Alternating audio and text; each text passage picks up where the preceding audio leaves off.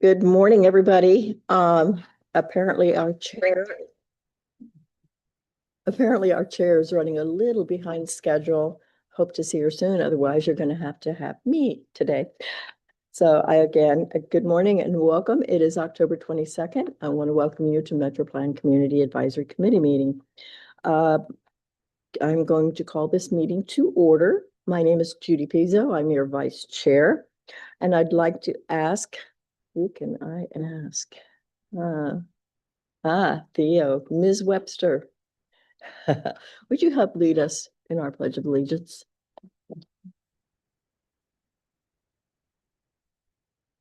I pledge allegiance to the flag of the United States of America, to the republic for which it stands, one nation, under God, indivisible, with liberty and justice for all. Thank you. Aha. Just in time. No. I want to remind all members that this meeting and all future CAC meetings are held in person, and it is important for us as members to be here on time and for us to have a quorum. Members of the public are still able to participate virtually or here in person, and we encourage you to do so. I'd like to ask members to please turn on your microphone before speaking and deactivate it after your remarks. This will ensure that we have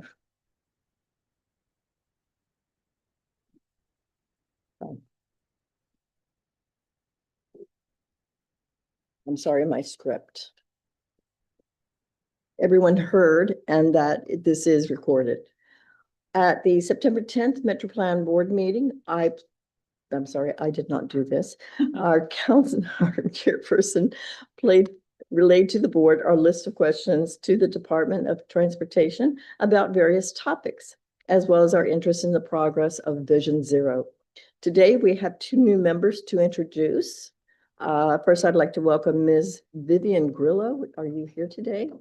Yes. Yes, ma'am. Good morning. Good morning. Thank you. Thank you so much. My name is Vivian Grillo. I'm a resident of St. Cloud, and today's my first day representing Osceola County. Thank you. Welcome on board. Thank you. And I also would like to welcome Mr. Dan Stack. And if you briefly introduce yourself as well. Hi, good morning. Thank you so much for having me. It's quite an honor. I'm here representing the great city of Altamont Springs and excited to serve together. Thank you. Well, welcome to you both. Thank you. Now I'm going to ask Ms. Mary Ann Horn to do our agenda review. Thank you, Madam Vice Chair. Members, thank you everybody for being here today, whether you are here in person or online. We're glad to have you. I wanted to report on a few things that have been going on and also tip you off to some others. First of all, I'd like to tell you about a very successful event that we held last week, which was the Blind Experience. We have been doing this for past several years, in which we allow sighted members of the public to spend a few minutes contemplating the challenges of our blind and visually impaired residents and how difficult simple things may be for them, such as crossing a busy downtown street. And to that end, we partnered with Lighthouse of Central Florida and some of our local government partners. And we held this event in which some were blindfolded completely so that they couldn't see anything. Others, including your chair, whose photo you see there at the top, or some low vision goggles, which, distort their vision and sometimes give them tunnel vision and that type of thing. And turns out to be a very meaningful experience, as these people have to depend on guides to get them across a busy street. Everything sounds and feels different with the sounds of busy traffic and no visual cues. So we had more than 75 people who showed up for this. And most of them took the walk in one way or another or assisted someone. We will be doing it next year. And if you haven't done it, I'd just like to recommend that you give it a try. It is a very, very impactful experience. So we were Grateful to our partners and everyone who worked on that event. I want to tip you off to two upcoming things. Bike Walk Central Florida is hosting its annual, 9th annual Bike 5 Cities. That's on October the 25th. And then also of interest to some may be the Florida Autonomous Vehicle Summit, which is November 5th through 7th. Here we are at October. How? I don't know. But we have reached October, and that means that it is time to begin to think about our 2026 committee leadership. At our next meeting in December, we will choose our chair and vice chair for the 2026 calendar year. So if you have an interest in serving in leadership, please let me know. You can email or call me, and we will put our candidates to a vote at the next meeting. I also want to let you know about a couple of MPO holidays. Metro Plan Orlando office will be closed on November 11th for Veterans Day, and also November 27th and 28th to observe Thanksgiving. So I want to welcome Ms. Adriana Rodriguez now, who will do our safety moment. Good morning, committee members. Our safety moment for this month is about pedestrian safety, and we have some good news to share. We have seen during the past couple of years a big drop in pedestrian fatalities, and this is due to a reduction in alcohol consumption and drug use, both by drivers and pedestrians. In this chart, we show in blue fatalities for alcohol-impaired pedestrians, and in orange, fatalities for drug-impaired pedestrians. As you see, there is a decline. The 2025 numbers, those numbers are a projection based on the 6 first months in 2025, which is the available data we have at the moment. We have also seen a decline in pedestrian fatalities where an impaired driver is involved. Shown in this, as we show in this graphic, we have in blue those pedestrian fatalities where an impaired driver has been involved. And we also show here hit and run crashes, because it is a reasonable assumption that a lot of these crashes involved an impaired driver. And overall, we have seen a decline in fatalities across all modes due to impaired driving. Here, again, showing those numbers for impaired driving related crashes and hit and run. In this slide, we're showing a comparison of those trends between 2024 and 2025 numbers to 2017 through 2023 numbers.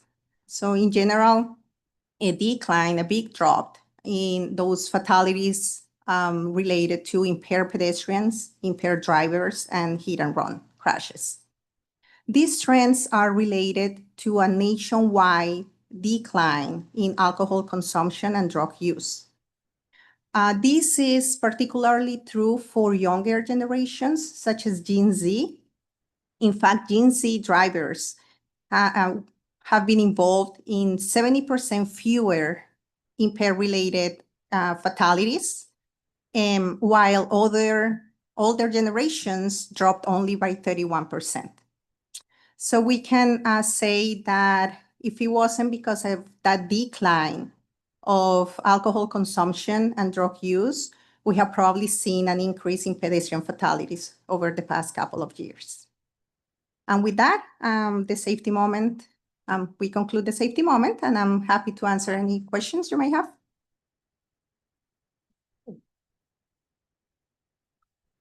Mr. O'Hanlon. what do you attribute this change to? Well, as mentioned, we've seen a big decline in alcohol consumption and drug use. We don't know what is the exact reason. The data doesn't show us what's the factor. We know it's related to the decline. So it is, again, especially true for younger generations. I guess we will probably find more about it if we continue to see this trend. Thank you. Mr. Campbell. Thank you. Very good. Personally, I don't care how it's going down or why. I'm just glad to hear that it's going down. So that's a good thing. But my question has to do with the data that from incidents from happening to literally to your report. How does that get from incident to you? How do you get that info? This is Signal 4 crash data. So we 2025 for the we have the most recent is the first 6 months of 2025. So we have seen these both in 2024 and the projections for 2025. Okay, so that was going to be my next question. How long? So this is through the end of June. Yes. Okay. Not only for this particular category, but for bikes and other things that doesn't have anything to do with impairment. We have seen a decline in across all modes for those fatalities that are related to impairment, either drivers or pedestrians or other modes where impairment was a factor. Okay. It's across all modes. Thank you. You're welcome. And could you, for those who may not be familiar with what or who Signal 4 is, could you explain what your source is, please? Yes, Signal 4 is the repository of crash data that is basically records all the reported crashes by the different law enforcement agencies. So they fill out the report with all the crash details that's included and that's gathered in Signal 4. And then we get those numbers. We can access those numbers and get all the statistics. We get all the factors involved in the different type of crashes across the state. So that's the source data. That's why the most recent we have is for the first 6 months of 2025, because once they get the data, once they get the reports, they do some cleanup before the data is released. Thank you, Adriana. That was very interesting. I would let you know it was written in the agenda. We have no regular report from our FDOT representative today. Mr. Scarf is not with us. We will, however, be hearing shortly from some members of the department who will be talking to us about the work plan. But for now, I think, Madam Vice Chair, we can go on to the roll call, in which I believe we are going to fall short of a quorum, which does not stop us. We push bravely on. I would suggest at that point, if we do not have a quorum, that we skip over our action items and go to our presentations. If we then achieve quorum, we'll pause and come back to business items. Otherwise, I'll just inform you of them at the end, and they can be ratified at the next meeting after the board takes action. Okay, thanks.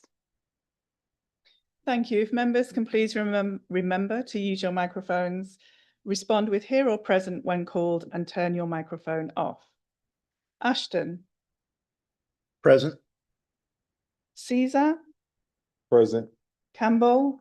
Present. Grillo. Present. Mott. Present. Mueller. Negron. Present. O'Hanlon. Pizzo. Present. Rum. Stack. Present. Webster. Present. And White. Present. Madam Chair, that concludes the roll call. We do not have a quorum. We are too short. You skipped me, so, Solace. I'm so sorry, I That's okay. apologize. Okay, we are still too short. And thank you, Ms. Frederick. So we will now hear public comments on any action items. We ask that you provide your name and address for the record, and please hold your comments to 2 minutes. If any member of the public wishes to comment and is joining us virtually, please use the raise hand function and you will be recognized. Excuse me. If you are joining us using your phone remotely only, please dial *9 and your phone keypad and you will be recognized. Do we have anyone joining us virtually who would like to make a comment? There are no hands raised online. Thank you, Ms. Rachel. We have any members of the public attending in person who would like to make a public comment? No comments received. Okay, thank you. And as noted earlier by Marianne, we are going to at the moment skip our action items. And so our next concerns, are we caught up here? Good. Our next item concerns amendments to the Transportation Improvement Program. Yeah, that's an action. Oh, that's an We're action getting item. all the way over to Oh. the MPP status. My bad, excuse me. We'll come back to that. There we are. The last page. Page 5. I went too far. This is what happens when. All right, so finally. We're just glad you're filling in for us and thank you. So finally, we have a presentation from the Florida's, no, not the Turnpike. Ms. Laurent, you are not the Turnpike. So thank you if you would like to give your presentation. Of course. Thank you. Good morning. My name is Taylor Laurent from MetroPlan Orlando, and I'm providing an update on our 2050 Metropolitan Transportation Plan, or our 2050 Long Range Plan for our new members today. And today is actually a preview of the entirety of the 2050 MTP as we get ready to ask for you to take action on this plan at your next meeting in December. So we began this journey in early 2024 with collecting our background data and existing conditions about transportation within our region. We then collaboratively developed our goals and objectives and our shared vision for 2050, and then looked at those drivers of change or future trends which will influence how we achieve that vision. We then performed technical analyses, needs assessments, and looked at various funding scenarios to look at how we can use our resources and invest them to be able to achieve that shared vision that we talked about through our goals and objectives. And that helped us develop our 2050 cost feasible plan, and which we're going to be asking for your adoption on in December. But throughout the entirety of this process, we have gone through and had public and agency participation that has influenced and shaped the plan's development throughout the course of the project. And I will be highlighting how that's happened throughout this presentation. But starting from the beginning, there are several federal requirements that we did meet throughout this 2050 plan's development process. That includes that it must meet a minimum of a 20-year planning horizon, must be updated every 5 years, must be cost feasible and fiscally constrained, and include data-informed decision-making processes, which have all been incorporated within our 2050 plan. If you remember back to January 2024, when we first looked at this slide, there were several topics that we have spoken about at length from way back then all the way through today that have been incorporated into the 2050 plan as well, knowing that the MTP is both multimodal and multifaceted by design. And all of these topics are reflected in the published draft documentation for the 2050 plan itself. In terms of our public participation process, there were several requirements that we have also achieved, including providing reasonable opportunities to be involved by the public, which was done both through in-person and online engagement, making information available electronically, seeking input from traditionally underserved communities, as well as using visualization techniques and plain language to facilitate meaningful conversations. So the draft 2050 MTP is comprised of 20 different chapters following the process through which the plan was developed, beginning with those introductions, goals and objectives, our existing conditions, and those drivers of change that I just mentioned, moving into those planning emphasis areas, looking at health, housing, environment, congestion management, freight, traffic. Then looking at our individual modal evaluations, so looking at the different types of transportation modes that we have available to go from one place to another, and combining all of those needs to create one cohesive set of multimodal needs for our region. From there, also incorporating and documenting all of the public participation findings, and then developing our prioritization process, looking at the financial resources available to us in the region, and developing a funding and investment policy of how we will best use those resources to achieve our shared vision. All of that comes together within the cost feasible plan, which is published in Chapter 19, and then our conclusion and implementation process is summarized in Chapter 20. So there's a lot there, but if you really get excited and want to deep dive any of those details, get into the weeds with us, there are also over 20 appendices and technical reports that are available for your perusal at your convenience. But the one that I really want to focus on today is our cost feasible project list. We've talked a lot about financial investment policies and funding scenarios over this year, and the cost feasible plan is where we see that recommending funded policy that you provided your input on to help shape and develop in action. So these tables document the transportation projects that are considered cost feasible within our region over the next 25 years and the priority order of those projects, as well as any unfunded transportation needs within the region as well. Now, several of these tables were provided back in August for some preliminary reviews. There have not been any changes to those as of this time. The only change that you'll see are minor formatting elements to get them into the final draft document that's been published on our website. But for a little bit of context, all of the cost feasible tables are summarized in the exact same way and follow this structure. Starting with existing and committed projects. These are projects that are fully funded for construction within our 5-year budget, the Transportation Improvement Program. Following those projects, we have those that are in progress. Projects that are partially funded in the TIP in that 5-year budget, but not yet finished or fully funded for construction. We always want to start what we finish or finish what we start. Here we go. From there, we have new projects that are cost feasible. These are projects that have not been started, but are high priorities and financially feasible by 2050. After that, we have our unfunded needs. These are projects that are needed within the region and are documented as such, but they cannot be afforded based on the reasonably available revenues within the region, knowing that this must be a cost feasible plan. We need to fit within our budget. So highlighting a few of our more prominent tables, starting with the state highway system, this cost feasible list includes 51 projects that are considered cost feasible, all of which are estimated to be just over $1 billion worth of investment over the next 25 years. And this includes capacity, multimodal, safety, and operational improvements on a multitude of roadways throughout the region. This list is shown in Table 19-5 of the Draft 2050 MTP. Then we have our High Injury Network Countermeasures Cost Feasible List, which contains 2 safety-focused programs and totals an estimated $146 million of funding over the life of this plan. The 2 programs that are included will support safety improvement projects on identified high injury networks, both on and off of the state highway system. And the list of programs is shown in Table 19-8 of the Draft 2050 MTP. Then we have our urban corridor improvements or cost feasible lists, including 21 cost feasible projects totaling an estimated $123 million worth of investment over the next 20 years. And these projects really focus on multimodal improvements on, again, a myriad of roadways throughout Central Florida. This list of projects is shown on Table 19-9 of the Draft 2050 MTP.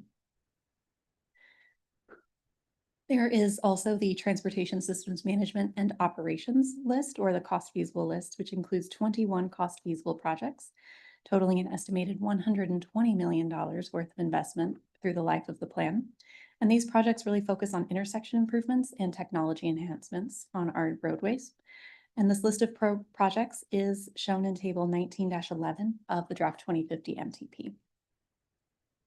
The active transportation cost feasible list includes 1 program and 8 cost feasible projects, totaling about $44.7 million worth of investment.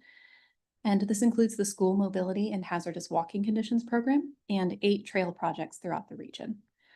This list of projects is shown in Table 19-10 of the Draft 2050 MTP. And then we have our transit cost feasible list, which includes $13.3 billion worth of investment over the life of the plan. And this includes funding from several different sources.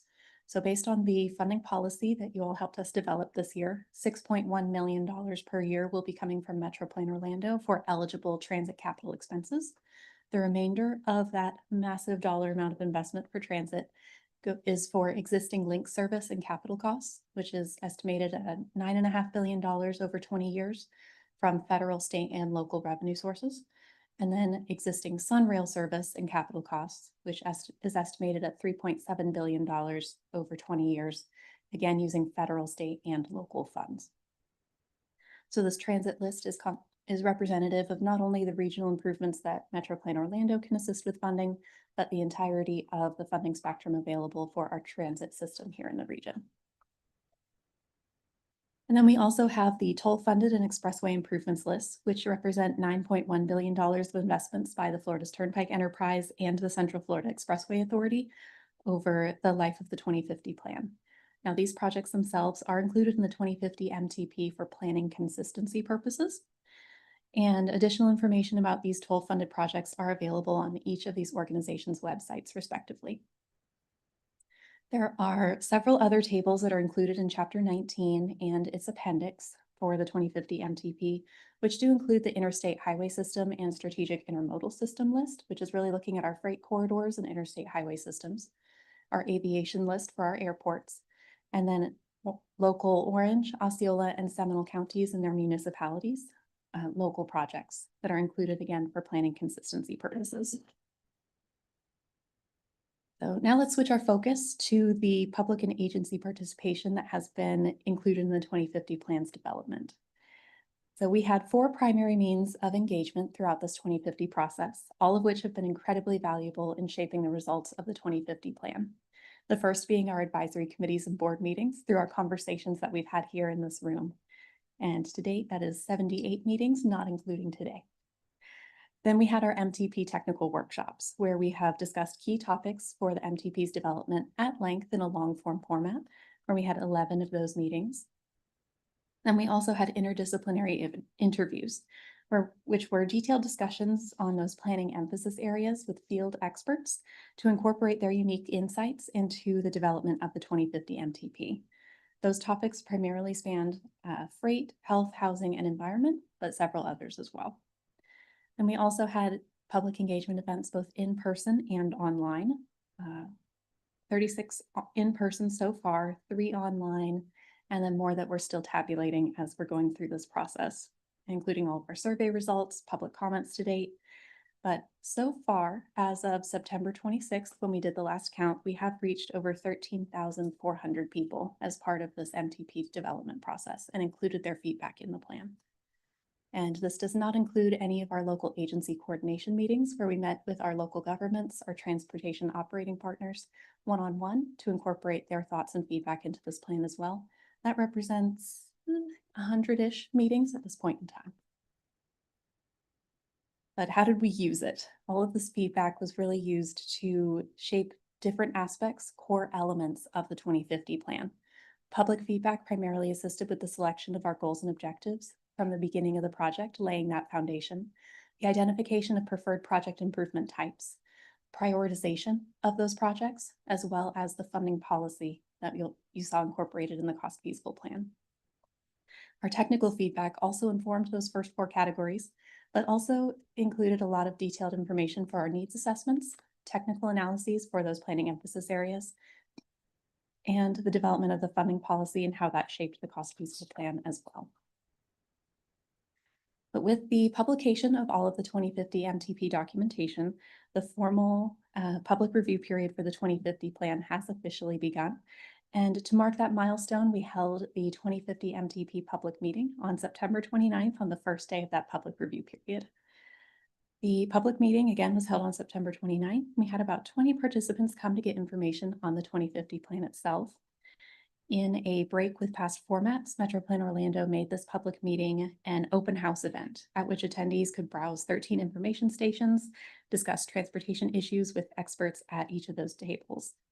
And each station also had a digital monitor showcasing primary information and fun facts for everyone who wanted to learn about those content. Everyone was given a map of the room so they could locate the stations that interested them the most, spend their time there, but also make sure that they visited all the stations to learn how the plan came to be. And then they had the opportunity to turn in that station map because the comment form was right on the back, so they could give us their feedback and thoughts as well. So those returned maps and passports really helped us indicate which were our most popular stations at the meeting, which included our 2050 issues and drivers of change station. So what does the future hold? Safety and Vision Zero, transit, and then our transportation systems management and operations stations. So at the end of the night, we did receive 5 public comments, and topics in those comments and the conversations at the tables did vary and included transit, bright line, safety, roundabouts, and traffic signals, and the need for more multimodal transportation within our region. They also told us that they enjoyed the public meeting format in which they could choose the topics that they wanted to learn about and talk to people who had developed those portions of the 2050 plan. So following the meeting, we did post a video version of the public meeting content, which is available on YouTube and at metroplanorlando.gov/2050 for our 2050 plans website. This video covers the high points of all of the information stations and includes images and video clips from the attendees as well. But while that was the kickoff of our public review period, we have several other opportunities for people to be engaged and provide their feedback on the plan.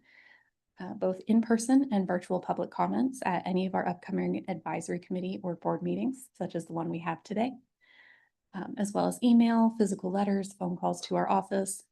And again, for anyone who was unable to attend that public meeting, we have that online virtual overview and all of the documentation published on our website.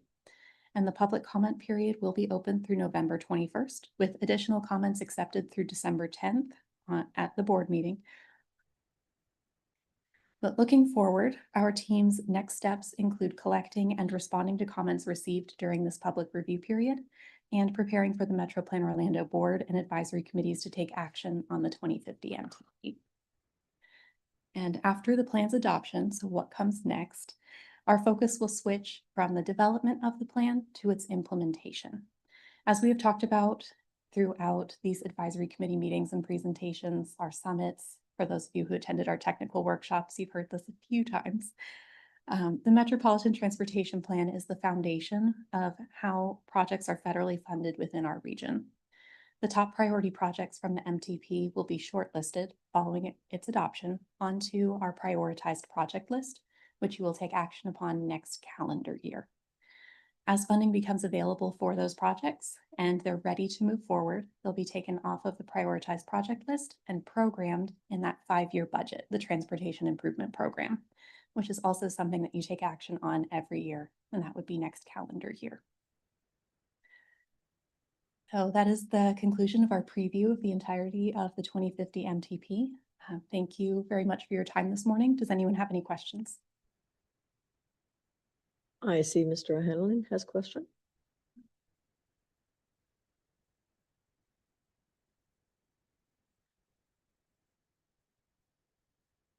I've been observing kids going to school this year. I'm amazed at how many have electric bikes. On the one hand, I'm happy with that because their parents are leaving those honking SUVs home and not idling them and driving them to take their kids to school. Because the kids actually have an electric bike to get there. So from that perspective, it's a positive. From your health perspective, it's a huge negative. These kids, a smaller number of these kids used to actually use their bodies and muscles and actually have to pedal to school. I rate about the fact that they don't require you to even have to pedal these things to go to school. They're really small motorcycles. They're really not used as electric bikes. Not sure how we're going to address that, but this is just the beginning of an avalanche going that direction because you're starting to see these things everywhere. My next comment is going to be, you already think what I say is unbelievable, but this will be even beyond that. Because in my own head, I've been wrestling with, when does society not allow any of you to drive a vehicle because you are all so dangerous? And I keep on thinking to myself that that's 20 years out to get enough driverless vehicles out on the road and get rid of all of these polluting ICE vehicles, gas and diesel vehicles. But I did have this epiphany this past week. And this is the part that you really got to stretch yourself, because like it or not, it's going to happen.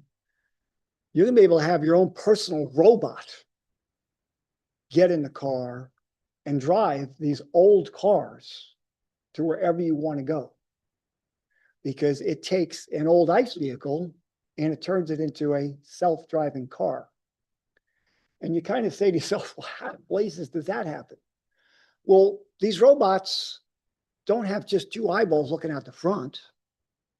They're just like the cars. There's a camera going out this ear, a camera going out this ear, and maybe one or two cameras going out the back of this robot, which is then how it makes an ICE car far safer than letting any of you drive the vehicle. And this morning, with you talking about the trains and these large diesel buses and how we're going to spend billions of dollars on these things, it just makes my blood boil, because it's not going to happen. These technologies advancing so fast that, yeah, we may waste some money on a handful, but it's only a year or two out that everybody's going to have electric buses, driverless electric buses. But then you can extrapolate that same thing of taking the robot and you put him in the driver's seat of the bus, and you now have all driverless buses. And I know most of you think this is absolutely ridiculous, but I live this every day, okay? And the part that's really getting me going is, my car used to get updates every 2 or 3 weeks. And then maybe you got an update every 10 days. And then it's getting an update every week. And now it's getting updates maybe in 4 days. I've always said that technology, AI is going like this, and the last statistic said is going 70%. It's got to be 100% today. So whereas a lot of this stuff I'm thinking is way out there, it's not. It's right here. But I love the idea of getting the robot in the bus so that buses never have accidents anymore. And not only that, the cost of the transportation via bus, because most expensive part is the driver, gets reduced to almost zero. So at least some of these buses that we'll buy before we get the electric buses, we'll actually be able to use. Anyway, I'm done. Just not sure what we do with all this, because it's coming at us at light speed.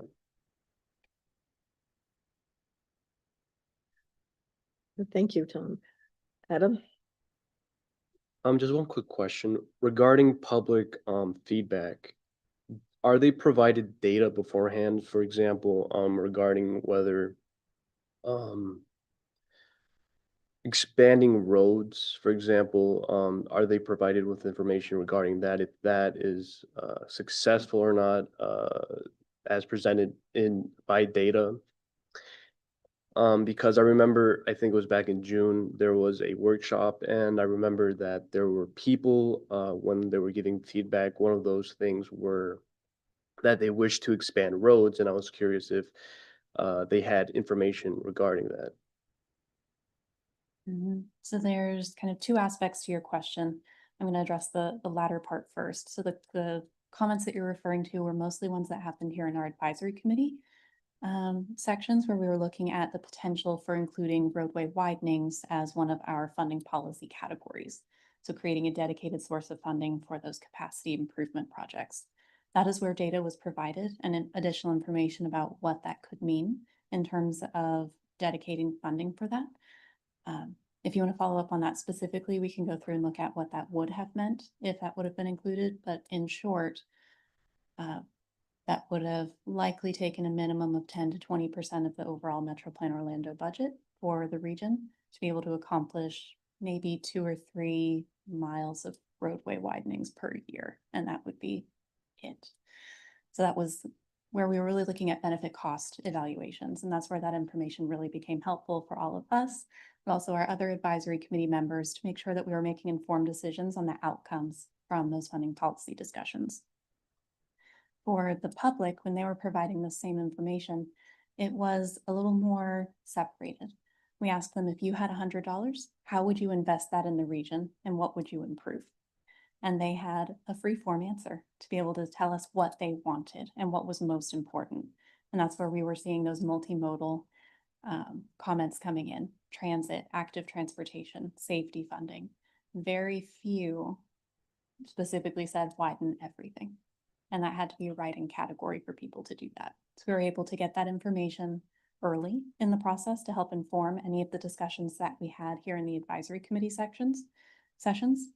And we were also able to share the outcomes and results of the information, share the data and what those funding policies looked like as they were developed, because all of that was shared in a public meeting setup.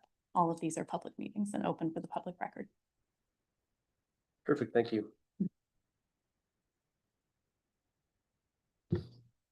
I wanted to circle back around to what Tom had started to speak on, was the e-bikes and e-scooters. And I know there was a recent workshop or a public meeting to discuss where some of the local government's concerns were and how they were going to address that. Is any of that going to be incorporated in the MTP? And it is a very serious, these are electric motorbikes. They are scooters. They're not bicycles anymore. And they are quite dangerous. And I see youngsters riding down the road at 30 miles an hour, no helmet, so there's got to be some sort of regulation that's got to be incorporated in this somehow. Yes, so what Ms. Pizzo is referencing is our most recent Vision Zero safety webinar, where we focus purely on electric bikes, e-scooters, and how they're being included in our current landscape and a lot of safety aspects associated with them. So quick plug, if you want to see that, it is included and available on our Metro Plan Orlando YouTube site. It was a fascinating webinar. So when it comes to e-bikes and e-scooters, quick version is the largest impact on safety is the speed differential. So when we have e-bikes and e-scooters on the sidewalks, they're going 15, 20 plus miles per hour compared to other active transportation, people-powered modes of transportation. They're going faster than what cars and other motor vehicles usually anticipate for people on those facilities. So that's where the danger is really coming in. So as we look to include safety, that is included and acknowledged as part of our 2050 plan. But when we look at specific projects and we start to move them forward, develop those individual detailed project scopes, that's when we'll be looking at specific safety elements with the technology available to us at that point in time, the latest information and research, to help us make sure that we're incorporating and planning for all the available uses at that time, plus what we anticipate to be available and in use when that facility is fully constructed. Mr. Mueller. Okay, so I was going to wait till member comments to go with this, and no, we don't compare notes before we come to these meetings, Mr. O'Hanlon. So this is a big concern to me, what they're talking about with these e-bikes and that, you know, I've been watching this for a really long time, and I started on this committee on the Bicycle Pedestrian and Advisory Council. And so I'm actually going to the BCC. I've written letters to Seminole County, to Metro Plan here, to pretty much Orange County Public School System, pretty much anyone I can that'll listen, and talking about these motorized vehicles. And I don't even call them micromobility anymore, because that sort of sugarcoats what they really are. I mean, these are motorized vehicles. I mean, they're capable of doing 30 miles an hour, and the engines on them are so powerful now that you don't have to do much. I have two, and they're capable of those speeds. And the concern I've got, so a few years ago, I was advocating bike lanes okay? But that was, and I even went down to the BCC, the Board of County Commissioners for Orange County, and showed them a video of me riding on McCulloch Road, which doesn't have a bike lane, with cars screaming by me at 50 miles an hour. I had cameras on the front and back, and it looked horrendous. But now that same feeling that I had on McCulloch Road riding that bike, I have on a 5-foot sidewalk when this thing comes flying past you, okay, at 20 miles an hour, and anything can happen. I mean, a person can just walk out. So, you know, I'm looking at my 3-minute presentation to the BCC right now, which I'm going to give actually, and then so my mistake back then was advocating for bike lanes. Now I'm advocating for 10-foot sidewalks or 10-foot trails. I mean, that's what we have to build. But then the problem with those is that you have cost. I mean, you can't put these things everywhere. You have space constraints. So like Mr. O'Hanlon said, I don't know what the answer is to this, but I do know this wave is coming fast, and these things are just going to get faster and faster. And I'm surprised we don't hear about more people getting hurt right now with these things. So I think I'm not one to advocate maximum enforcement, but I think in certain cases, law enforcement has to enforce the laws. We have laws on the books that govern all the different classes of these things. And I just think that law enforcement has to step up, and they're going to have to start stopping people and checking the class of the bicycle or whatever they're on, and telling people, you don't belong on this sidewalk, you belong on the road. And then the motorists have to understand that these vehicles are allowed on the road. So in closing, I just want to tell everyone, if you're going to use the word micromobility, understand that you're sugarcoating what these things really are. These are motorized vehicles, and that's the term I'm using from now on. It's motorized vehicles, not micromobility. So I'm off my soapbox now. So thanks. Thank you. Just one quick plug. We did talk about enforcement as part of that safety webinar. So Marianne, maybe we can send out a link to that following this meeting. I think everyone would be fascinated by that conversation. We can certainly do that. Yes, it was a good webinar, and it's getting a lot of activity on YouTube because people all over the country are interested in this topic. Hi, thank you. Obviously, we all kind of share the same ideas of what we should be doing.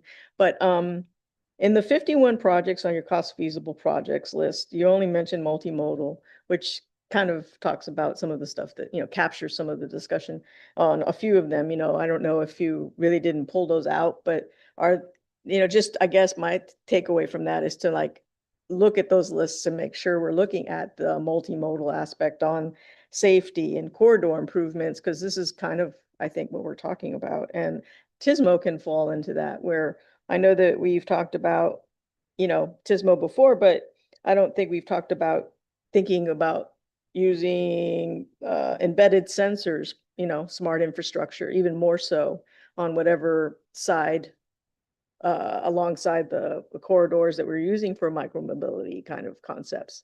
Because basically we're talking about managing smaller micro traffic, and I think the other thing I was thinking about was that, I look back, like I tried to quickly Google, like, what do we think? What were we thinking like 25 years ago? And I think we thought aerial taxis and things like that were a fantastical idea, right? And so, but it was there. So I think the fact that we captured kind of that idea back in the day, how we should have been, like, how do we grow this idea now or continue to capture these supposedly fantastical ideas and have like an idea to switch priorities or create options in case these things happen midway when we're trying to, go towards the TIP, or, trying to figure out how do you navigate, and how do we navigate that whole thing? And I guess the other part was the planning consistency with Scout and in Seminole and also with Lynx. Is that, and I was just wondering if that's going well, because I know that's a new program that has rolled out and it apparently is now on board going Mhm. forward. Okay, so a couple topics to get there. Help me make sure I get all of them. Oh, yeah. Okay. Take your time.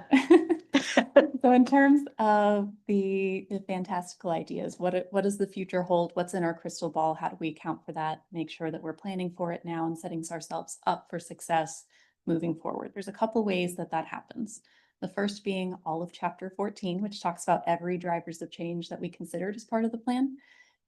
There are some other future elements, near-term trends woven into the rest of the plan, but that's where you'll see the more far-reaching, outer-reaching ideas. In terms of advanced air mobility, you'll find that in chapter 3. That's where we were looking at what are the existing travel modes that we have today, what trips are best served by those modes, and then what are those modes that we don't know about, such as advanced air mobility, and what trips could those best be served by? So is this something, advanced air mobility, is that the nearby taxi to go down the street? Maybe, maybe not, we'll see. Or is that something that takes you from Orlando to Tampa, Orlando to Miami, Orlando up to Tallahassee or Jacksonville? Is that more of a long-term trip? Is that competitive with a standard air travel flight like what we would see today? So you'll see more of that reality coming into play there, as well as looking at potential costs and of each of those modes to see who it would be most advantageous to based on what we know today. So that gives us a start in terms of those planning aspects and giving us that reality of what our future could look like, and acknowledging all the changes that will be happening.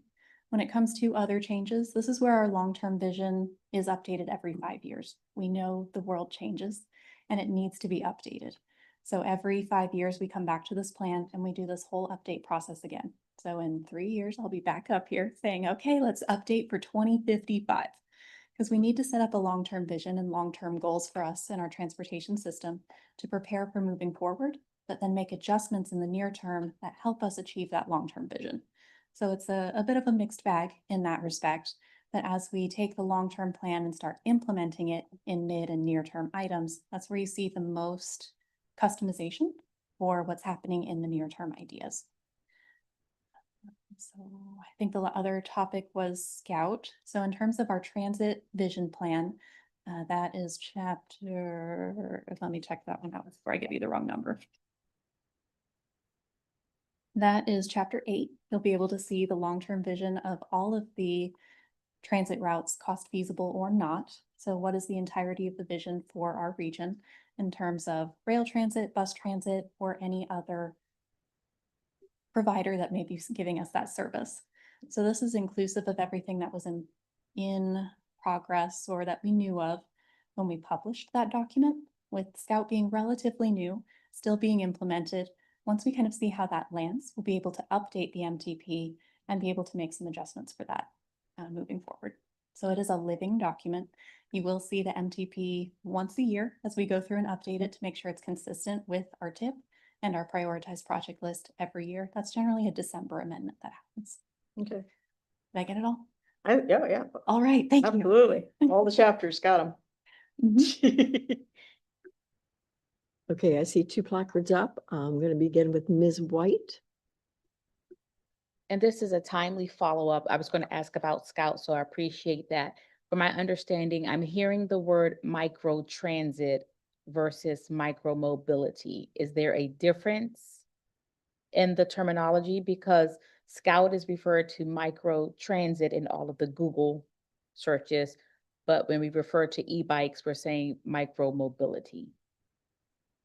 So there are differences in those two terms, and we will make sure to follow up with those exact definitions to make sure that I get it right. But off the cuff, micromobility generally refers to individual, maybe not people-powered, but electronic single-person trips. So that's where you've stereotypically heard about walking, biking, e-bikes, e-scooters, whatever those unicycle-looking ones are. I don't remember the names of those offhand. That's generally what you think of when you hear that term. When you hear about micro transit, that's where you're looking at something kind of like crane rides in Altamont Springs, or the beep shuttles, or what was tested out here with Swan Rides. I hope I got that name right. My apologies, City of Orlando, if I did not. Looking at that downtown Orlando micro transit option. That is a small bus. It depends on the vehicle, but is more for individualized trips and doesn't necessarily have a specific route. We'll follow up with those exact definitions for you. All right. Okay, thank you. And Mr. Caesar. Taylor, I just want to applaud the work that you and your team has done on this plan. I think it's been fantastic, and I just know it's a lot of work. And hearing your passion, I know that you have a passion for it. I do have a question about the e-bikes. Going back to that topic, two things. Have we looked at other regions across or other cities across the country to do like a case study on how they've implemented and they've worked with these? I remember being in DC about 10 years ago, and when they kind of first started coming out, and they really used heavily enforced rules and regulations to make sure that they weren't on sidewalks, that they made sure that they worked with the flow of traffic. And it really was amazing to me how riding them on the street, you really did see cars kind of interwoven into, it really looked like they belonged instead of just kind of being like on the side. And so just wondering, have we looked at any case studies to see what other places are doing around the country and how we can really kind of enforce these rules? And kind of bringing that back to see what that would look like here. The other question I had, and kind of following what Mr. Mueller said, do we have any data showing any accidents or injuries as far as having e-bikes in pedestrian lanes or bike lanes that kind of show that they don't belong and how dangerous that could be specifically for the e-bikes? All right, so I'll start with the policy part of the question and then go into the data. So in terms of policy, we started providing some of that high level guidance back when we developed our active transportation plan 2 years ago.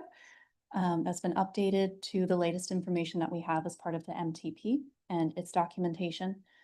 And I believe we are also starting to work on a white paper of some additional guidance of latest and greatest to come out sometime next year, but let me confirm that one. So that is something that's actively ongoing. It's top of mind for us. We see them every day in our lives as well. So it's something that we always want to make sure that we're planning for today. But again, with the long range plan, looking 25 years in the future as well. In our webinar, we talked a little bit about some of that data aspects. So there's a couple items to consider. And Adriana, please fact check me live, please.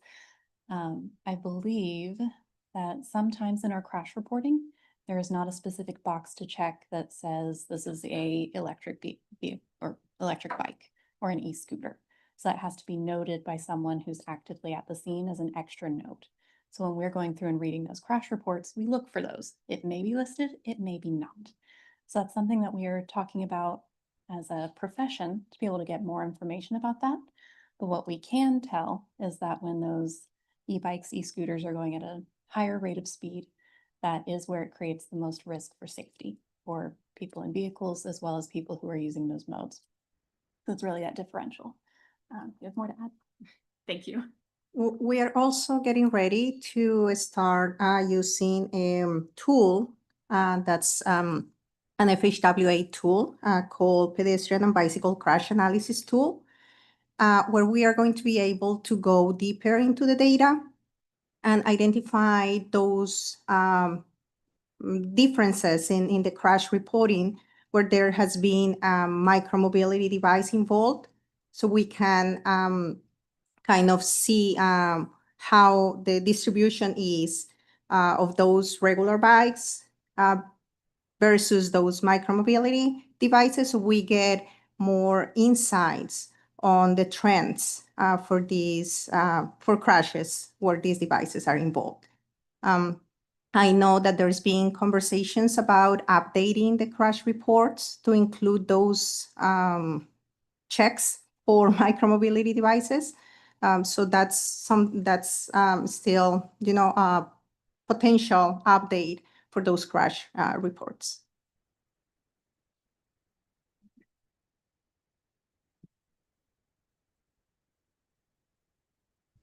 All right, were there any other questions? Not seeing any. Excuse me. Thank you very much, Ms. Laurent. I did have one little quick comment. I'm wondering, based on what you were saying about local throughout the United States, what other communities are doing with e-bikes. Europe is big cycling. I mean, it's major. If you've ever gone to Copenhagen or any place like that, massive amounts of bikes. They even have bicycle garages. That's how I was wondering if they're seeing an impact with e-bikes over there. Just kind of a back thought here. Our next presenter is Ms. Catherine Alexander of the Florida Department of Transportation with information about the state's tentative 5-year work program. Madam Vice Chair and Ms. Alexander, if we could pause for just a minute, I wanted to inform the committee. I have heard from our chair, Ms. Melissa Council. Unfortunately, she was involved in a car crash this morning on her way to the meeting. She says to tell you she is okay. But it was serious enough that FHP is involved, and so she is now dealing with that. So there is zero chance she will be able to join us. And I believe, Rachel, we are still one short of quorum. Correct, one. Are we not? Okay, so so I would suggest that we continue to go the way we're going. We'll finish our presentations, and at the end, I can recap for you if this would be helpful, the action items that were on our agenda today and how those will be disposed of in the future. So thank you.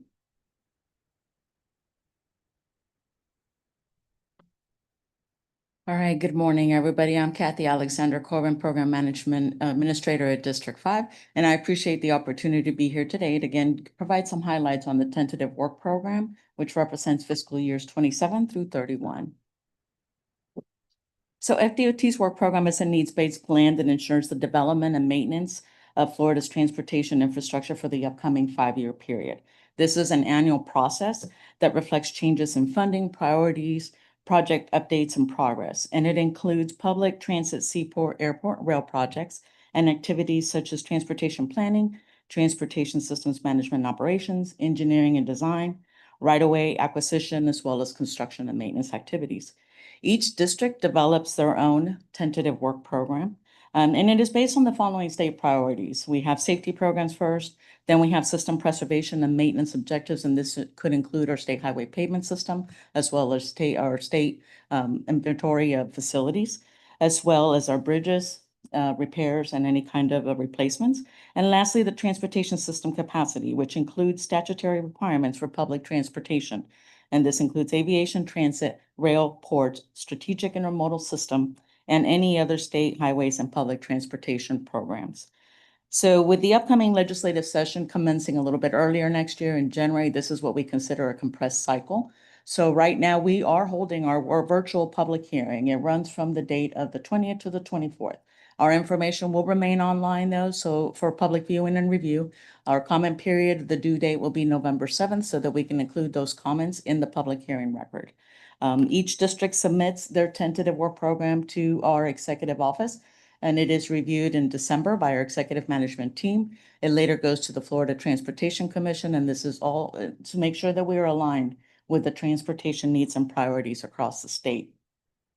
Come January, all of the plans are compiled. It becomes the statewide work program, tentative work program. It is submitted to the governor's office as well as legislature, and it is reviewed for the budget in the spring timeframe, ultimately having a decision in May and June, which leads to the adoption of the work program July 1st of 2026.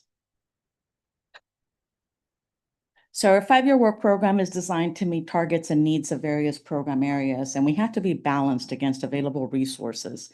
And that includes projected revenues for both state and federal sources. So for this year, allocations and revenues, well, each year, allocations and revenues are really the funding source that backs up our tentative work program. This year, we faced the challenge of overall revenues having a reduced projection of revenue all the way through 2031. The state funds were decreased due to the conservative revenue projections that came out of the revenue estimating conferences in the summer. There was a reduction of over $328 million, so just over 1% of where they're projecting out. And this is mainly in reduction of fuel tax revenues, primarily due to changing consumption patterns of motor fuel and greater fuel efficiency in vehicles. And also the rental surcharge was, those forecasts were decreased. This is primarily based on disruptions in the car leasing markets related to high interest loans, as well as more car sharing opportunities, ride sharing opportunities, alternate methods to move about. We did receive a slight uptick on our allocation, which is based on population, and that is to continue to growth in the Central Florida region. We also have decision policies and statutes that change from year to year. Significantly in this legislative session, we had House Bill 7031. When this was it reduced revenues for the department by $780 million through 2031. The bill repealed the aviation fuel tax, delayed implementation of the natural gas fuel, and it also reduced the cap on dock stamp tax proceeds that come to the department by over $106 million per year. The department also goes through the review of program planning workshops where we address needs for the district for our statewide assets. And there was also a redistribution of the funding that is needed there for some of our state highway maintenance and the programs of bridge replacement and repair, as well as ancillary structures repair and replacement, rest areas, and items of such. And lastly, we have the economic variables. What you're seeing here along the bottom are really our top three pay item cost groups that are used predominantly across all of our projects. We have earthwork and base on the outside with asphalt in the middle. As you can see over the last year, this is data from 24 leading to our current year. The prices are fluctuating for all of these items. Really base and earthwork, we've had peaks and we've had lows, which make it a little bit challenging on trying to project out what we're anticipating for our project letting results.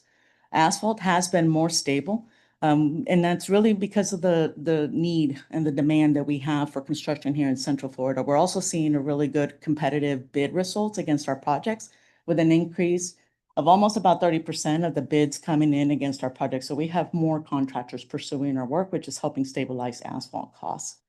As you can see, there was a decrease there at the end of 24, but all of these costs tend to trend up and are trending up in the last quarter. So as we were putting the plan together, there's always varying guiding principles that we do from year to year.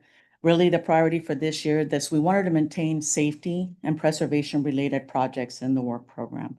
We wanted to minimize the impact of projects, and this entails strategic facing of their top regional priorities, especially here in Orange, Osceola, and Seminole County. We had to segment larger scale projects, distribute that funding across several years, and reduce any scheduled disruptions so that we can optimize those funding allocations. We preserved our ongoing executed contracts, kept those in place. We did have shortfalls in few of the years. That's always the case. There's always a greater need than we have funding. And the district did absorb reductions to our own support, district-wide and continuing services, so we can be able to balance out across the 5 years. And there was very limited new or added projects or phases into the work program this cycle. And this was really to ensure the availability of resources to support the most urgent transportation priorities and system preservation needs here in the region. Here we have a breakdown of the 3 counties for this area within the Metro Plan region. We have Orange County, Osceola, and Seminole. As you can see, this totals over $2 billion of investments in the upcoming 5 years. And I will caveat that this doesn't exclude moving I-4 Florida forward, moving I-4 forward, another initiative, part of the original one, that includes those numbers. So what you're seeing is close to $1.4 billion for Orange County, over $450 million in Osceola, and over $213 million for Seminole. If we were to break this down by the type of projects, these are what we notoriously know as work mixes. We have 32% going to multimodal, and this includes any transit, rail, car ride, share, and aviation programs.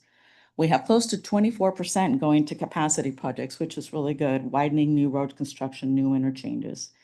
Over 18.5% is for roadway and intersection improvements or safety operational type projects. Over 11% is going to preservation of our state highway systems, bridge replacement and maintenance programs.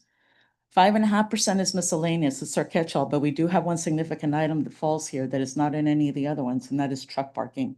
That is a priority for our region. That's falling under the miscellaneous 5% that you see here.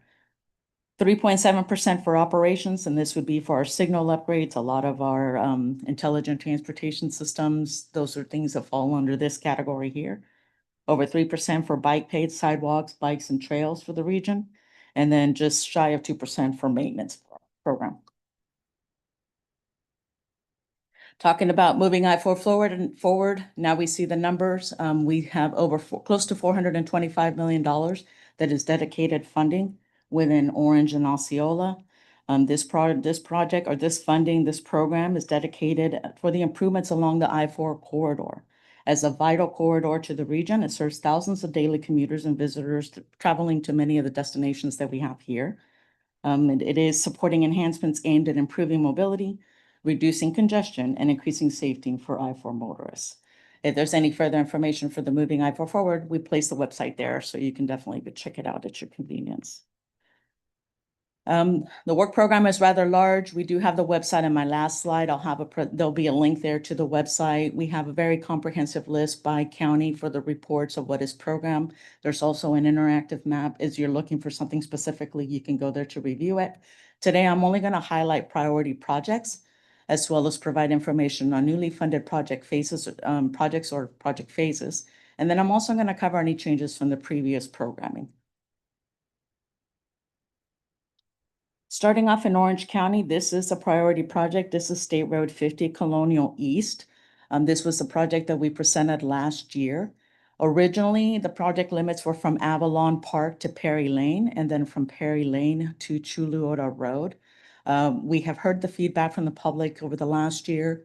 We've also did some additional analysis of what some of the challenges were on the project.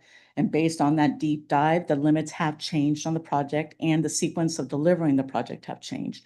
However, the years and the dollars have not.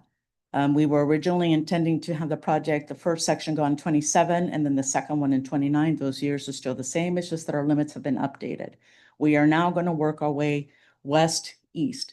So what you're seeing here is State Road 50, Avalon Park. The end limit to that has now been adjusted to east of the Econ River Bridge.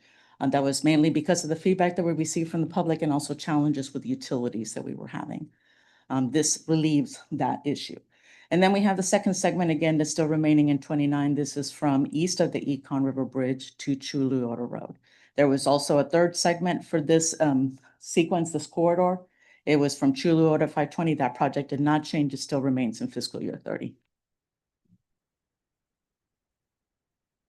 Moving on to Osceola County, another priority project.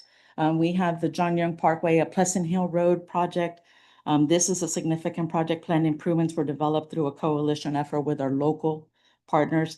The project aims to relieve congestion, improve access, and extend bicycle and pedestrian facilities through this very congested corridor, one of the most congested we have in the region. Securing the funding in a single fiscal year for this project was a hurdle. So what we have done with this project is we have been able to go through and segment it.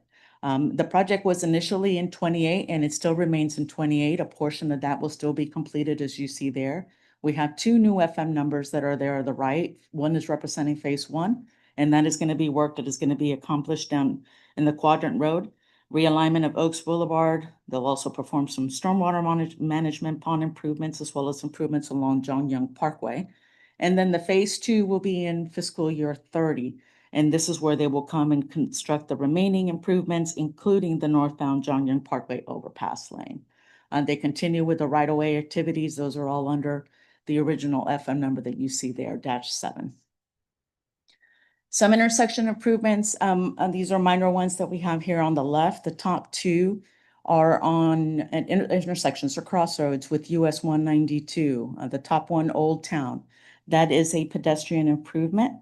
It's a safety project. And the construction for that, the design for that is in 27, construction is in 29. In the middle, we have mast arm replacement that is happening in Celebration Avenue. That is going to be designed in 27, construction in 29. And at the bottom there is a project, Neptune Silas Boulevard to Neptune Road. This is a pedestrian improvement. Design is in 28 and construction is in 30.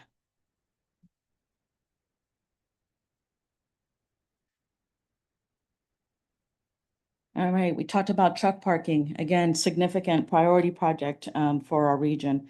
Freight traffic is an essential part of the state's growth, and I-4 is the most critical corridor for truck parking needs. Investment aims to improve regional freight parking demand within the I-4 corridor for the metropolitan area of Osceola, Orange, Seminole, and Volusia counties, and it addresses safety and mobility. And also protect safety primarily for our truck drivers. This is also going to enhance the state's supply chain. What we see here is the construction that we have programmed for Osceola, the Osceola location. That is in 27 with right-of-way activities proceeding in 27 and 28. And then we have the design for Orange County that is programmed in our upcoming tentative $5 million for that. That is occurring in 27 with environmental activities continuing in 29. And that's just part supplementing the program that is already in place. This year, we have Volusia County going out for letting, as well as the Seminole location. This is a total of over $221 million invested for our trucking industry and supply chain improvements. Florida was awarded $180 million for the infra grant in last spring. And so this was finally executed July of this year. So we're looking forward to these improvements that are coming on for truck parking. Resurfacing program, it carries a very heavy weight on the work program, really is the most predominant work program that we have, or program area that we have. Starting with Orange County, there are 13 projects totaling over $83 million. And that includes 3 new projects that came on that were programmed this cycle. As you can see here, we have a couple of, we have a payment-only resurfacing project along State Road 423, and then we have resurfacing projects State Road 50, as well as US 441. The top 2 are just initiating their stage with design in 27, construction in 29, and the bottom is just representing the construction of their project in fiscal year 29. Going over to Osceola, we have 6 projects there, close to $85 million. We have 3 projects. That does include these 3 projects that you see here. 2 of them along State Road 60 and a much needed pavement rehab location, pavement only resurfacing projects. And those are also following the same pattern we have designed in the first year, 27, construction in 29. And then we have a pavement only resurfacing along US 192. Same pattern, same schedule. And lastly, for Seminole, 6 resurfacing projects close to $83.3 million. And then 1 project was added this cycle. This is a resurfacing project on US 17, State Road 15. It's initiating the design 27, construction in 29. All right, some traffic operation improvements that were updated or were added this cycle. Here, what you see on the left panel is an Orange County local agency project. This is a bundle project where they're doing traffic operations at different locations.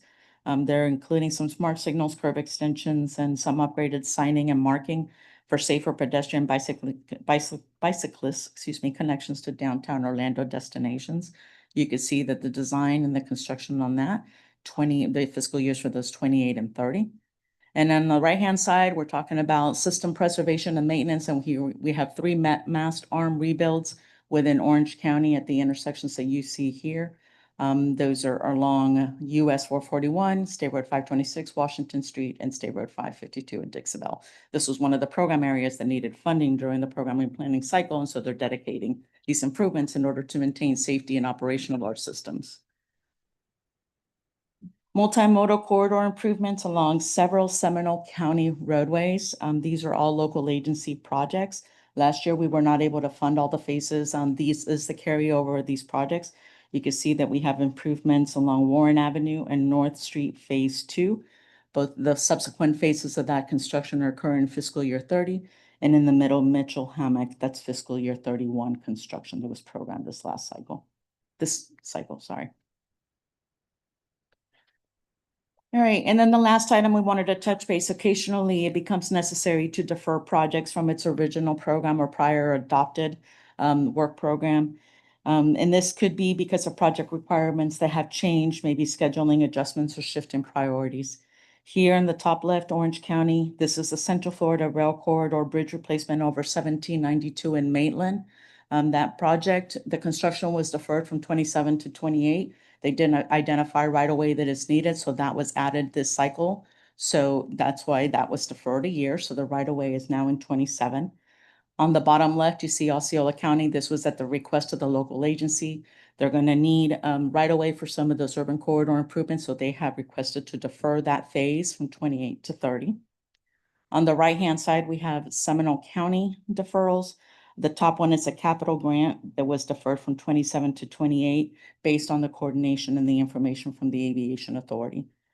And then bottom right, we had parking lot resurfacing in the rest area in Seminole County. That was deferred from 28 to 30 due to reprioritization of projects. And then we have deleted items as well. These are also changes. Sometimes we have to delete phases for the same reasons as projects may have to defer. Sometimes they're just administrative in nature. The project is not being deleted, and that is the case of what you're seeing here in this slide. What you're seeing on the left side, the top two projects on the left are efforts that remain in the upcoming tentative work program. All we did was we had to sunset a prior phase, and because that project is now, or the scope of work is now going to be delivered through a continuing services contract. Project remains, effort remains, it's just represented under a new phase. Bottom left were the previous limits of State Road 50 that I mentioned. We changed that. We had problems with utility under the previous segments. Utilities is no longer a problem with the new segment, so we had to go ahead and remove that phase from the programming. On the right panel, you see Osceola County deferrals. The top one is an intersection of the John Young Parkway, Pleasant Hill construction. The construction was deleted in 28, as that is now included in those new segments. And then we have elementary school phase 2 sidewalk gaps that was originally intended to be constructed in 28. Found out through coordination with the local agency, they already went ahead and constructed it. So we deleted that phase from the work program. And then at the bottom, we have John Young Parkway, State Road 600 from Polk County to Sundown Drive. This was a pavement-only resurfacing project that was originally programmed for construction in 28, but we realized this is a project, the CFX is in the area, and it just makes more sense. Roll that into that. They're taking care of that. The work is still being performed, so the original project was deleted. And with that, again, I'll share information here. What you see is our work program public hearing website. Again, very detailed, very comprehensive. You can go out to the website and view it at your leisure. Download the information for your county or look at the map and hone in on locations. We also have our Central Florida Roads website, which is the center point for any projects that we have ongoing information for anything else that is planned. And my contact information in case there's any follow-up questions after you review this. And with that, I'll open up for any questions. Oh, thank you, Ms. Alexander Corbin. Caesar, you have a question? Yes, thank you so much for the presentation. I do have a question, and it was earlier, one of the early slides where you talked about the economic variables. I think it was slide number 3. So when you look at the cost trends for all of these different items when you're funding projects, how do you deal with the variance in cost over the quarter? And I'm looking at specifically like the earthwork, and then in the base group, like there's a significant decrease or increase between quarters. How do you fiscally push projects forward when there's so many variances in cost? And how do you anticipate that? It's a very tough task where our estimators over the last couple of years, I would say post-COVID, with the variability of costs of up and down. What they do, we have a much broader spectrum now of all the factors and the details that we can look at. We hone in on region, we hone in on projects that are being let, we hone in on number of bidders, we hone in on the quantity of a pay item. If it's a smaller quantity, we expect that we may have a higher premium cost. So we take a lot of that consideration as we're putting for what our estimates are going to be. The challenge that we have with building the tentative work program is that you may be using information now, which is October of 2025, and then our work program is going to be adopted July of 2026. So within that year, there's a significant variability of what could happen to some of these or all of these items. So we do inject a level of a buffer of an increase into what our estimates. There's also an inflation factor that is applied that is mandated by our work program instructions when we program items. If it's more than a year out, there's an inflation factor that is included in our numbers, our present day costs, to capture some of that. So to follow up, has this ever caused you guys to either delay or to push back projects because of the lack of funding, because of the cost variance? Every year. Yeah, every year. This year, we really made an effort of not deferring projects. As you can see, we were very strategic. We did not want to move the projects in this area from where they were originally. State Road 50 priority project, that remained 27 and 29. We had John Young Parkway and Pleasant Hill. We know that's a significant need. That remained in 28, but now we're splitting it in two. With each year, the projects grow larger and larger in cost, not in size. And so with reductions in our revenues and allocations not absorbing, adjusted for that, it really just lends being more strategic on what we're applying and what we're spending the money on. And last question, and when you do delay the projects, do they go to the top of the list for the next fiscal year or the next allocated? They're considered every year when we come back and review, like you saw those local agency projects, the corridor improvements last year. Unfortunately, we were not able to plug in the construction, they are in design. So this year, those were the ones that we wanted to make sure we wanted to make whole, at least attempt to get them in. Thank you so much. Okay, thank you. And Mr. O'Hanlon. First, a quick update on the I-4 express lanes going west, and then on the new part of the future extension of those. How's that coming along? Is that done? Unfortunately, I do not have that information. That is not within my realm of status, but I can certainly get that information and we can loop back around. Okay, second question is, at these new truck stop facilities, are you guys making sure that somebody puts in mega chargers to charge all of the electric trucks that are going to be using these things? There's definitely there has been a lot of work gone into the truck parking and the needs. There's been a lot of outreach with the truck industry and the drivers and a lot of the industry and conferences to find out what is it that they need. And yes, there's plenty of amenities, including electric charging, comfort stations, sufficient space for parking. Yes, it is included in that. Well, my concern is the major trucks that are going to start using these things are electric trucks that aren't even going to be on the road for another 6 months. And those trucks are going to take over everything because they cost a third of what the diesel trucks cost. So, and if you've got the mega chargers there, they're only going to be there for 30 minutes in and out.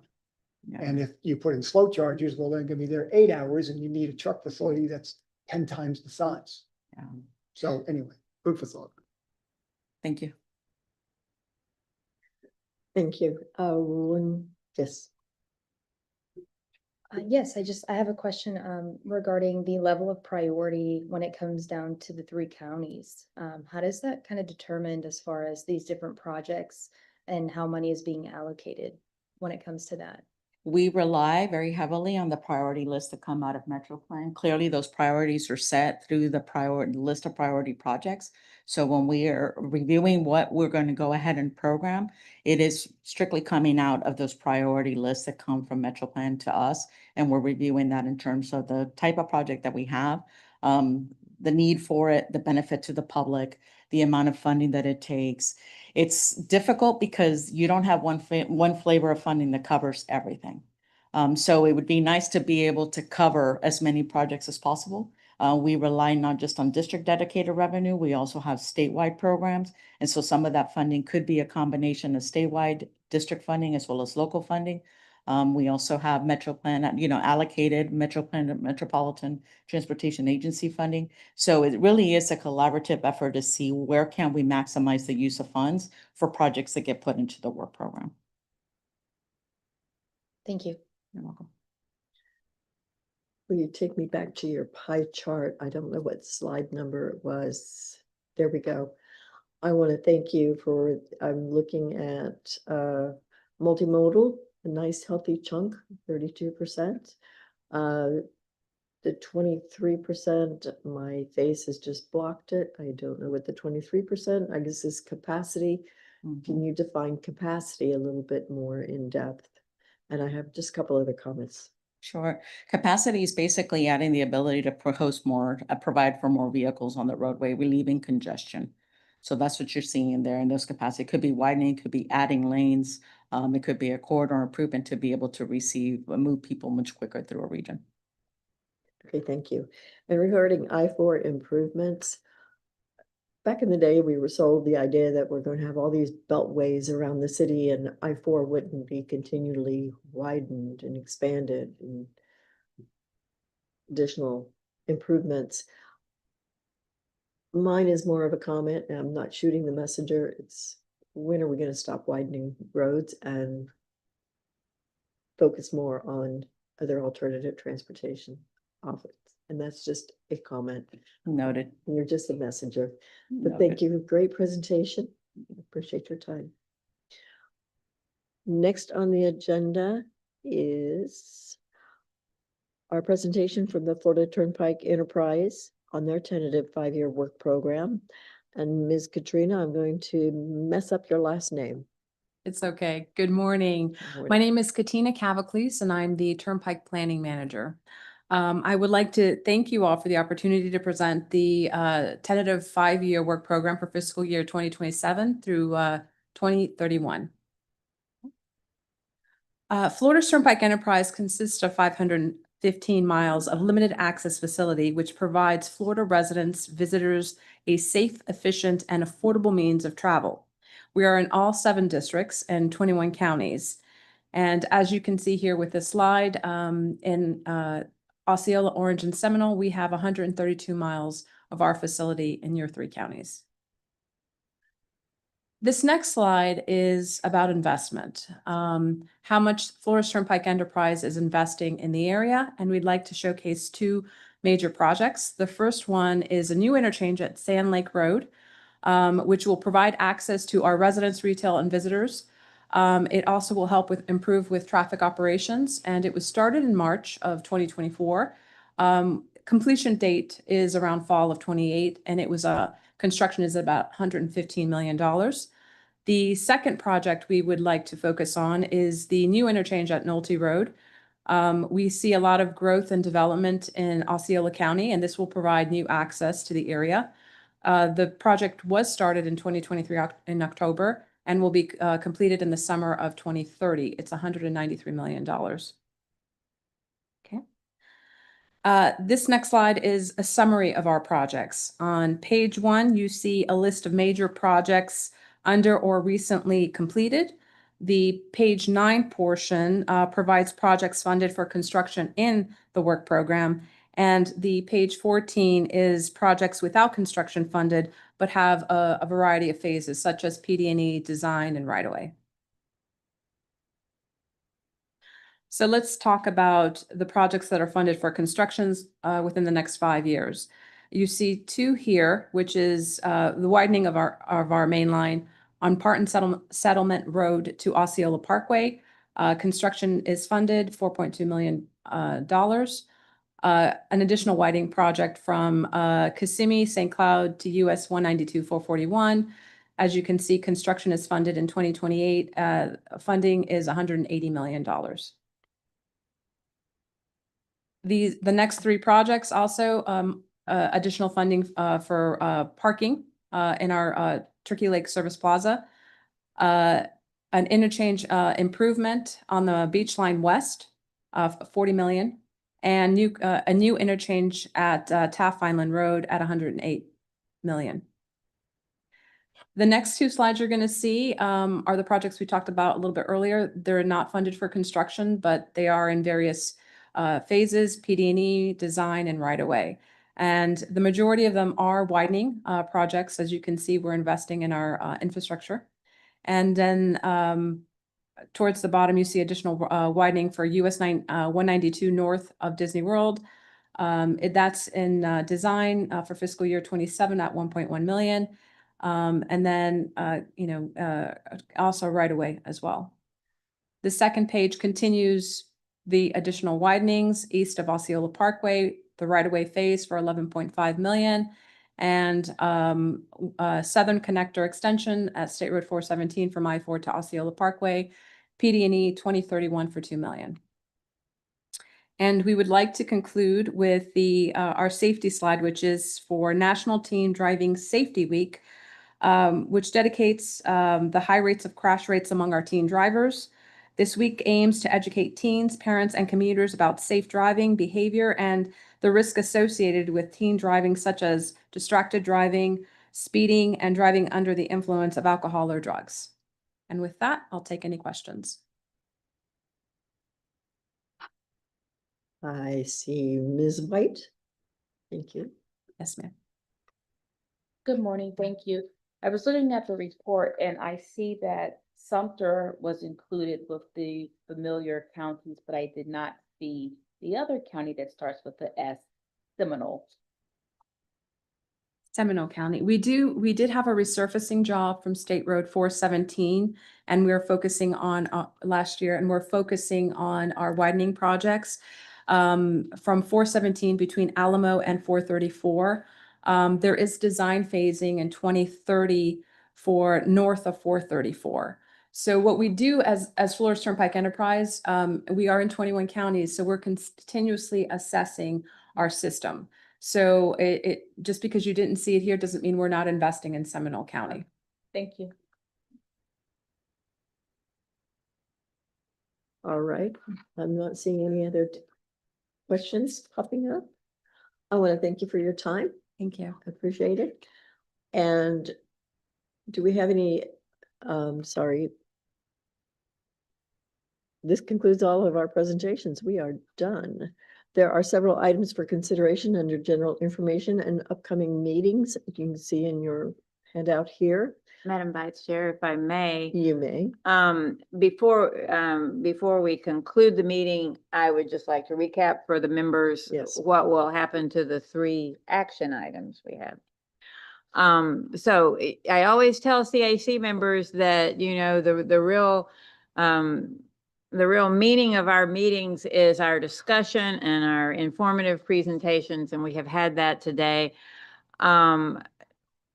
We did have 3 action items up for your consideration, and I just wanted to tell you what will happen to those.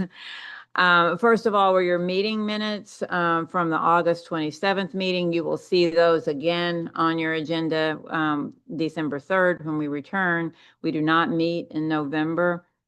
You also had some amendments to the Transportation Improvement Program. Those will simply move forward to the board, and if they approve them, you will see those back here, and we'll give you a chance to ratify those. The information is in your packets this time, and we'll let you know how that is disposed of at the board level. But as you know, your vote on that is advisory to the board. Theirs is the action vote. You also had on your agenda the 2026 Metro Plan Orlando meeting calendar. That too will move forward to the board, and they will most likely approve that. To call your attention to that, there is nothing on that calendar that should surprise you if you've been around for a little while. As always, we will meet 8 times in 2026. That's in January, February, April, May, June, August, October, and December. And all of those except May and December will be held on the 4th Wednesday of the month. In May, that meeting will be moved slightly forward so that we avoid the Memorial Day observances. And in December, that meeting will be moved forward as it is, of course, this year too, to avoid the holiday at the end of the month. So that's what you can expect, and I think you can. You have that calendar in your packets this time. You'll have the finalized one in your packets next time. I think you can go ahead and put those calendar dates into your personal calendars because I don't expect them to change. And that we should take care of our action item business today, and we'll be circling back with you next meeting. Okay, just asked to make a note on your, I'm not going to read it, the general information that's listed under section 5 and our upcoming meetings of interest. You might want to review those and consider your attending. I wanted to make a personal note on an earlier presentation that Marianne had done regarding that blind crossing where you were blindfolded or you used different glasses or whatever.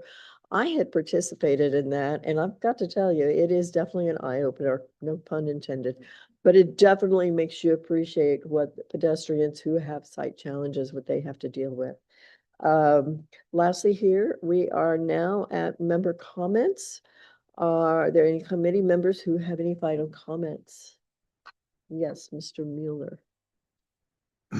I just want to go back to what Mr. O'Hanlon was talking about earlier, and that's, you know, it reminded me of a movie that I was watching the other night, and it was called Time Cop. It was from 1994. I don't know if anyone saw that, but it wasn't the time travel and all that struck me. What struck me was it was Jean-Claude Van Damme. He gets in a car and he says, home.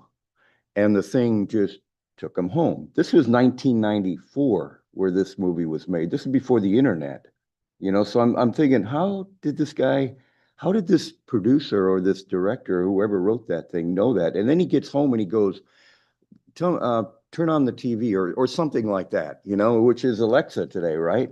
So I guess my point and where I'm relating this to is back then, that was, I don't know how many years ago, quite a long time, but 30 years ago, but time is moving so fast today and changes are coming that I think this committee needs to look at things a little bit differently. And I think we really need to, instead of relying on past to predict future, where we say, you know, this car is driving down the road and we need to widen the road. We need to think what's coming ahead and is this really the right thing for us to do? And I think that this committee needs to be that voice and spread that voice, because these changes are coming and they are coming very fast. And you know, I think our role on this committee is changing. I really do think that. I think we need to be more of the future looking and decide how things are going to be, not the way they were before. So that's really my comment. Thanks. I agree. There's a 3-syllable word I hate hearing, and that's widening. Patricia? Yes, thank you. I was traveling last weekend and I had a layover in Miami. And I thought about Mr. O'Hanlon. And I did because I passed the station that says wheel automated mobility. So I had to ask the question, and is a system where it's the wheelchair, and the staff will program where you need to go and your gate, and you to get in a wheelchair, and it would drive you to your gate. And I thought about you. I said, oh my goodness. My first time seeing that. They have a few of those in Miami.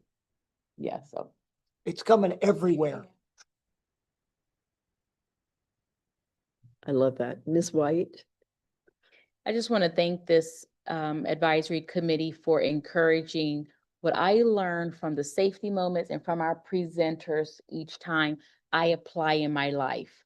This will be one of the first years that I do not do Bike 5 Cities, but I love that and I apply that. So when I travel as well, I went to University of Pittsburgh to receive an award, and all of my colleagues took an Uber, which cost them about $50 per route. I was confident in the public transportation. I took the bus that drove along the HOV that cost me less than $3.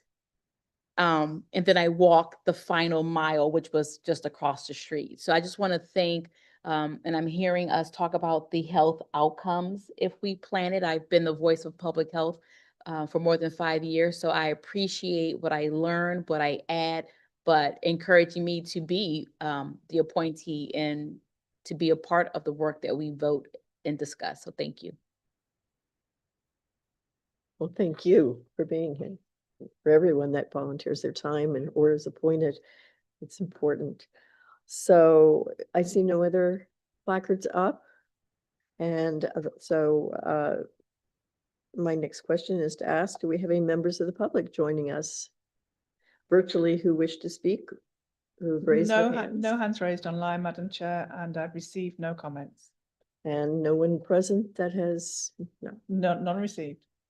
Well then, I guess, unless Mary Ann's going to jump in, no. This concludes our meeting today, and thank you again for all, and we'll see you in December. Have a good Thanksgiving. But I should say